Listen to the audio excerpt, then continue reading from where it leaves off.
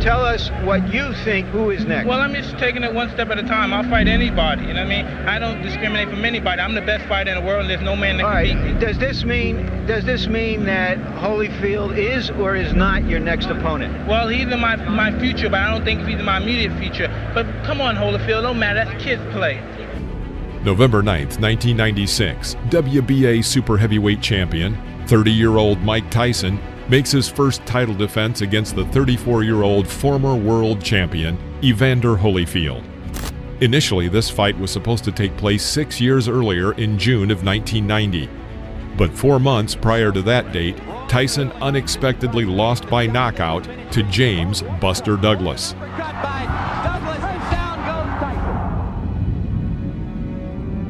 Then a new date was set for November 8, 1991. But first, Tyson broke a rib, due to which the battle was postponed, and then he was accused of rape, and in February 1992 was sentenced to prison. Tyson was released in 1995, and in March 1996 had won the WBC belt.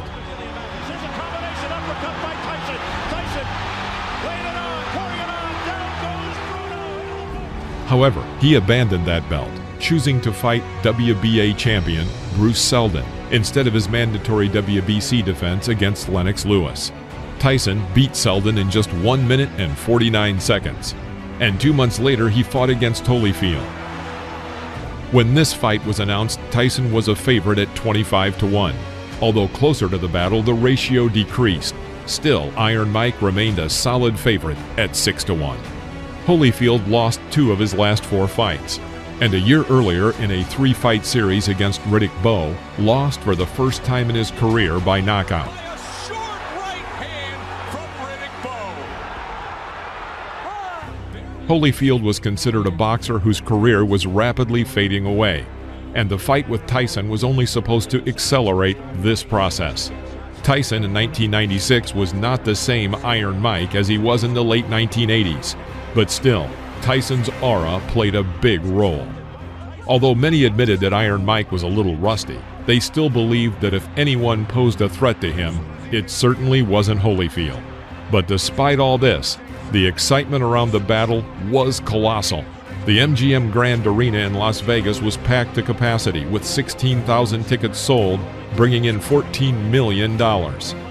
At the time, the fight set a record for pay-per-view broadcast sales at 1.5 million, bringing an estimated $80 million. The boxers' fees were also huge. Holyfield received $12 million and Tyson $30 million. In the first few minutes of the fight, the unexpected became apparent, and that was that Holyfield appeared physically stronger than Tyson. Being in a clinch, Holyfield knocked Tyson back without any problems. Moreover, Tyson's aura had no effect on Evander, and he did not hold back during his attacks, as it often happened with Iron Mike's rivals. But it was not just Tyson who was surprised. According to Holyfield, he did not expect Tyson to attack so often with a right cross.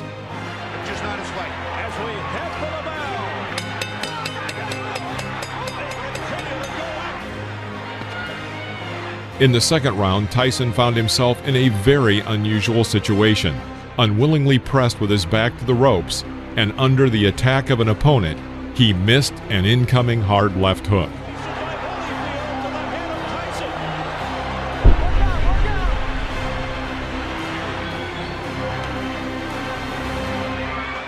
Holyfield also showing more hand speed. Tail into my honeymoon in November 8th. This will be a real attrition battle. Starting from round 3, Holyfield increasingly began to use his advantage in physical strength and began to literally force Tyson into clinches. But Evander also did not forget to work at striking his target. It was at these moments that Tyson had a chance to deliver accurate attacks.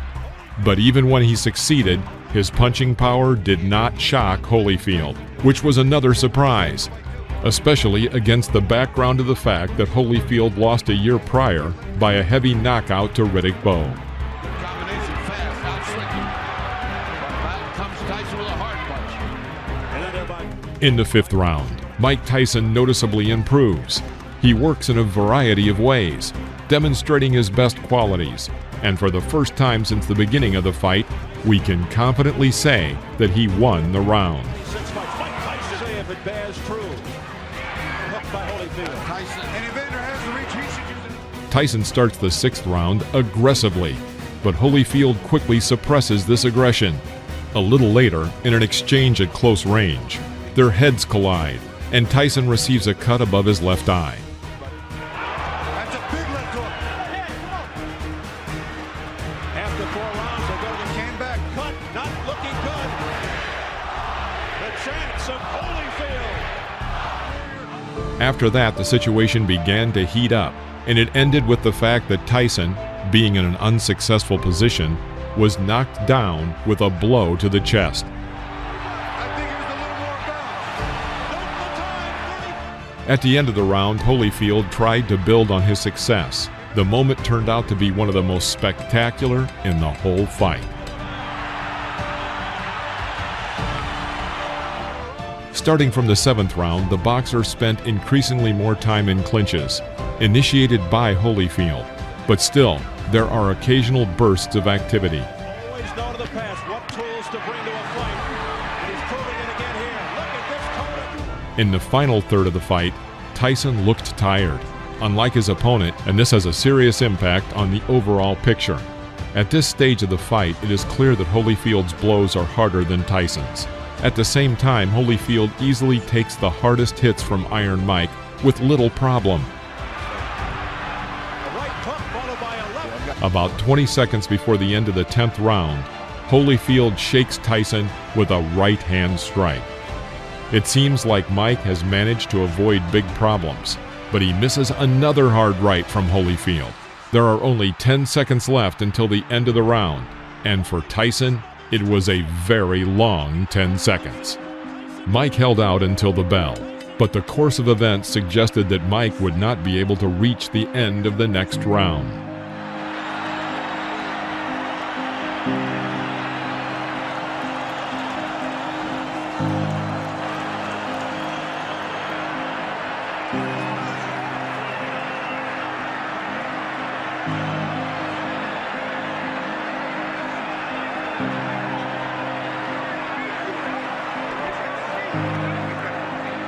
All right, let's take a look.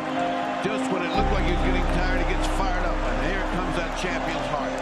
It's a series of punches, some of which miss, but most. In the 11th round, Holyfield confidently and even easily brings the fight to its logical conclusion, inflicting Tyson's second defeat in his career, which, like the first, came early. Whether this victory is Holyfield's greatest feat is difficult to say, but it is certainly the most notable success in Evander's career. But for Mike Tyson, the result of this fight marked the beginning of the end. In November 1986, he won his first championship title, and in November of 1996, he fought for the last time in his career as the reigning world champion. He's the winner by way of technical knockout in a stunning upset. The new WBA heavyweight champion of the world, Evander, the real deal, Holyfield.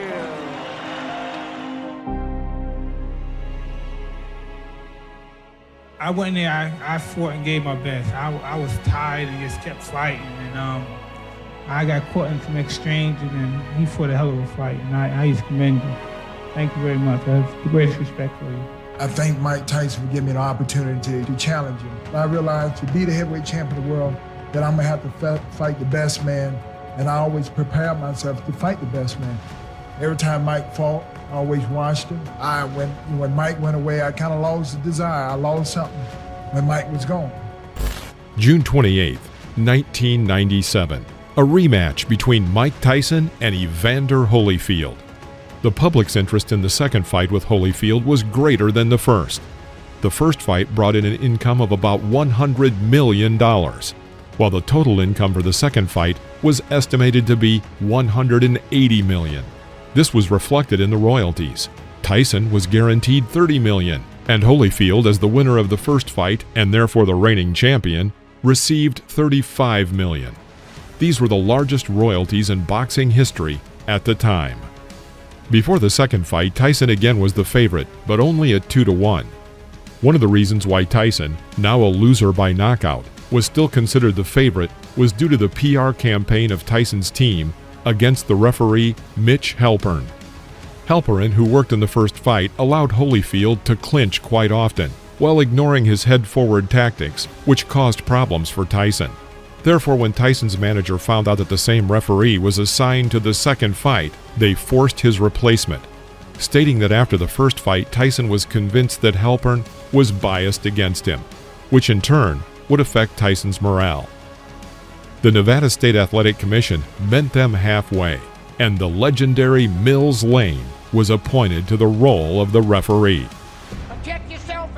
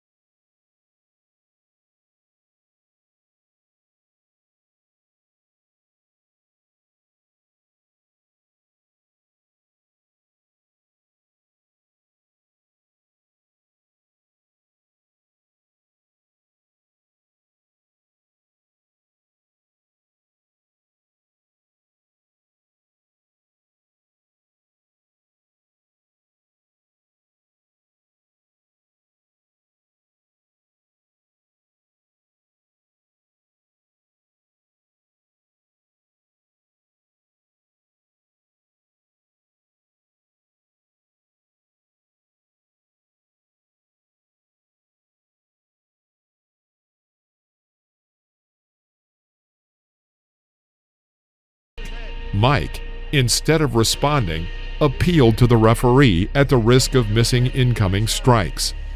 This obsession with the referee played a negative role. Managers and coaches had convinced Mike that only the referee was to blame for the defeat in the first fight. But for some reason, no one paid attention or did not want to pay attention to the obvious gaps in his physical and psychological preparation. The third round began. Now following a pattern, Tyson starts off confidently again. And this round became one of Mike's best rounds against Holyfield, including their first fight.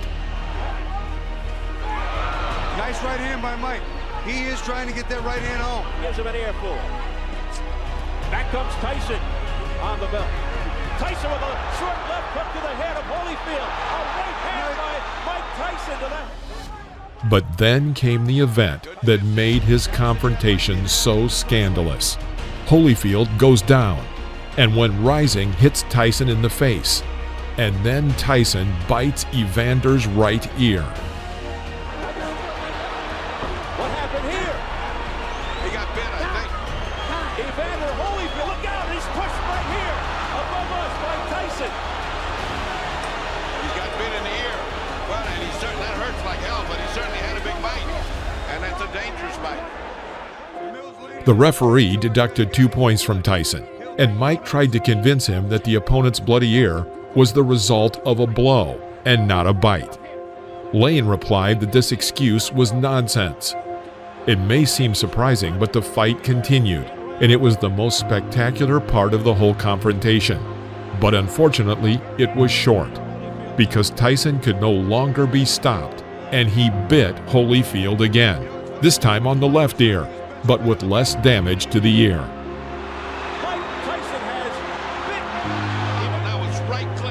When the first bite occurred, Lane consulted with the doctor on Holyfield's condition and if the fight could continue. The doctor said yes, and Evander said the same thing. But during the break, Lane found bite marks on his other ear, and he decided that the fight should definitely not continue, and disqualified Tyson. Here again, Lane's authority played a role, as representatives of Tyson's team would have immediately jumped on any other referee and began to argue. In this case, no one dared to do it, but Mike was eager to continue the fight and tried to break through to Holyfield.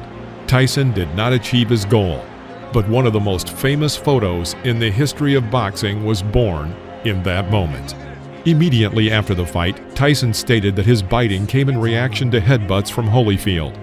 But 2 days later, Mike appeared on television to apologize. "I just flipped my lid. I didn't know why I did that," Tyson said. An apology was not enough. Mike was fined $3 million and stripped of his license for 15 months.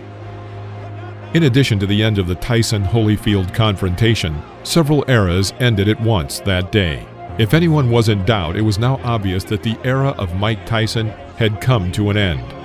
It also spelled the end of the era of Don King as the most influential man in boxing, as this fight was his last with Tyson. After that, a long-term trial between Tyson and King began, and King's influence began to rapidly weaken. Mills' Lane career was ended too. This fight was the last mega fight of his career. After that, he worked on 16 more fights, but not one of them could even come close to the fight between Tyson and Holyfield. Mills, why did you stop the fight? Because of the first bite on the ear or the second? The second one.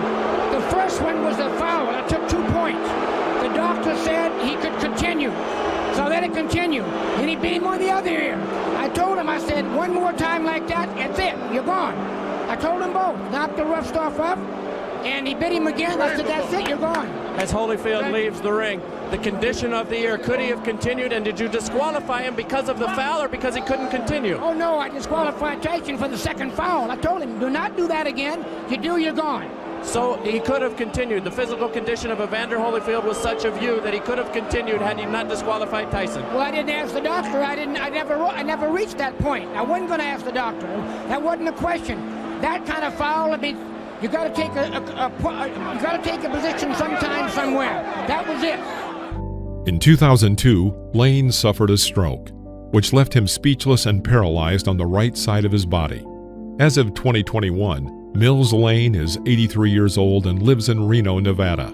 In 2013, he was inducted into the International Boxing Hall of Fame.